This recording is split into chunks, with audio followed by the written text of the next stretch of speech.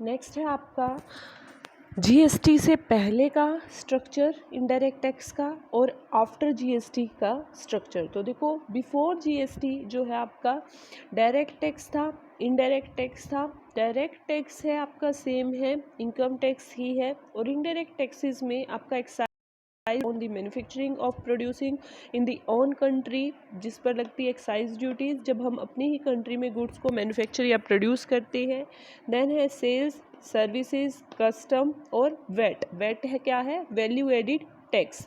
ठीक है, sales tax आपका लगता है इंटर स्टेट पर, और जो वेट है वो आपका लगता है इंट्रा स्टेट में सेल करने पर। सर्विसेज आपके प्रोविज़न ऑफ सर्विसेज के अकॉर्डिंग, और कस्टम ड्यूटी जब आप इंपोर्ट और एक्सपोर्ट करते हो गुड्स को, ठीक है, एक कंट्री से दूसरी कंट्री, तब आप पर कस्टम ड्यूटी लगती है।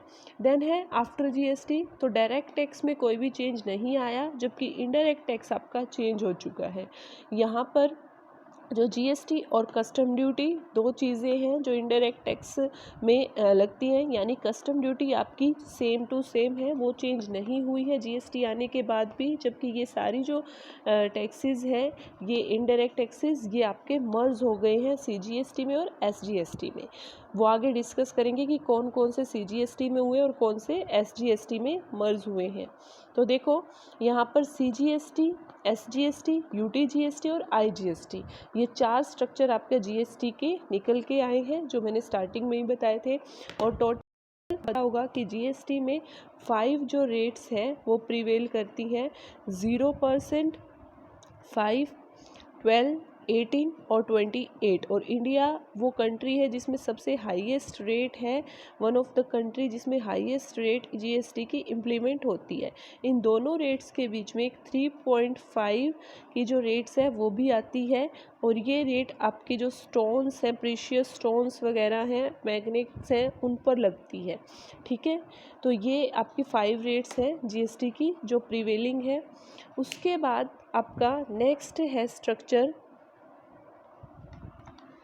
कि जो आपका जीएसटी है उसमें सीजीएसटी में कौन कौन से टैक्स हैं और एसजीएसटी में कौन कौन से टैक्स मर्ज हैं। तो देखो सीजीएसटी में टोटल मैंने बताया था central goods and service tax में 8 टैक्स आपके टोटल मर्ज हैं, और जिनमें ये सभी टाइप के जो टैक्स हैं आपके इंक्लूड होते हैं। जैसे कि ये देखो,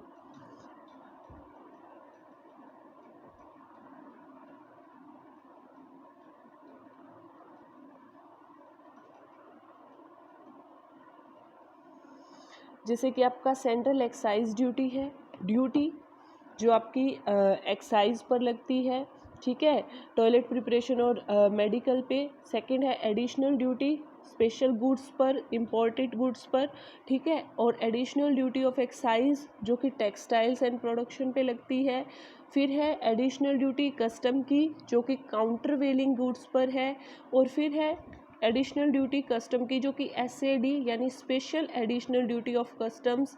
फिर सर्विस टैक्स और जो सेस और सरचार्ज है जो कि रिलेटेड है, जो कि गुड्स सप्लाईज होते हैं आपके, उनसे रिलेटेड। अब यहाँ पर देखो जो एक्साइज ड्यूटी का जितना पोर्शन है वो सारा का सारा, प्लस में कस्टम ड्यूटी नहीं एडिशनल कस्टम ड्यूटी है, वो सारा का सारा जो पोर्शन है वो भी किस में आएगा आपका आपका central goods and service tax में आएगा। सीबीडी को बोलते हैं हम काउंटर वेलिंग ड्यूटीज़। तो टोटल आपके जो 8 इनडायरेक्ट टैक्सेस हैं वो किस में मर्ज हुए हैं? सीजीएसटी में। उसके बाद है एसजीएसटी। एसजीएसटी में आपका जो स्टेट वेट है, ठीक है, सेंट्रल सेल्स टैक्स है, purchase tax, luxury tax, entry tax, entertainment tax. और सेल्स कब लगता था आप पर? जब आप इंटर स्टेट सेल करते हो, जबकि वेट इंट्रा स्टेट सेल पर। Advertisement, entertainment tax, lotteries, betting और गैम्बलिंग्स पर जो टैक्सेस लगते हैं। और सेस और सरचार्ज, ठीक है, जब आप सप्लाई करते हो गुड्स की स्टेट में, ठीक है, जब आप सेंट्रल लेवल पर गुड्स एंड सर्विसेज की सप्लाई करते हो तब आप पर जो है सेस एंड सरचार्जेस वो सीजीएसटी में आएंगे। और जब आप सप्लाई करते हो गुड्स एंड सर्विसेज की स्टेट लेवल पे या इंट्रा स्टेट में, तब आप पर तब जो सेस एंड सरचार्जेस हैं वो SGST में इंक्लूड होंगे। तो टोटल यहाँ पर हमारे 9 टैक्सेस हैं टोटल जो SGST में इंक्लूड हुए हैं। तो टोटल 17 इनडायरेक्ट टैक्सेस आपके GST में मर्ज हुए हैं। उसके बाद है आपकी प्रिंसिपल्स। कुछ प्रिंसिपल्स हैं जिनको हम फॉलो करके क्या करते हैं, इनडायरेक्ट टैक्सेस में इन सभी टैक्सेस को मर्ज करते हैं।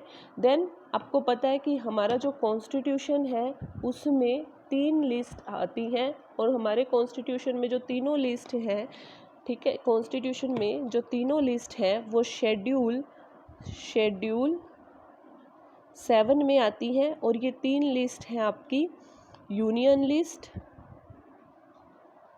स्टेट लिस्ट और कंकरेंट लिस्ट। जो मुद्दे सेंट्रल लेवल से रिलेटेड होते हैं वो यूनियन लिस्ट का पार्ट होते हैं, जो स्टेट से रिलेटेड होते हैं वो स्टेट लिस्ट का, और जो दोनों से ही रिलेटेड होते हैं वो कंकरेंट लिस्ट का। जैसे कि ये बोला जाता है कि education is the part of concurrent list, ठीक है। तो यहाँ पर जो हमारी GST की 3 एंट्री आइटम नंबर 84, 92 ए और आपकी एक लास्ट एक और एंट्री है जो कि आपकी किसका पार्ट है, यूनियन लिस्ट का पार्ट है 92 सी। तो ये 3 एंट्री तो आपकी यूनियन लिस्ट का पार्ट है। Second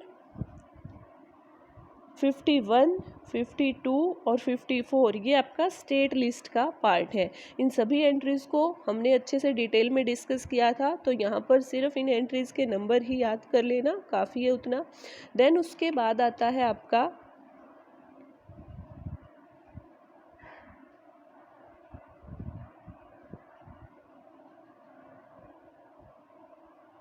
constitutional amendment. Constitutional amendment starting में ही बताया था, 101वीं अमेंडमेंट 2016 में आर्टिकल 246 ए के तहत हुई थी GST की। तो यहाँ पर आपका जो GST का फर्स्ट चैप्टर है वो पूरा कंप्लीट हो चुका है।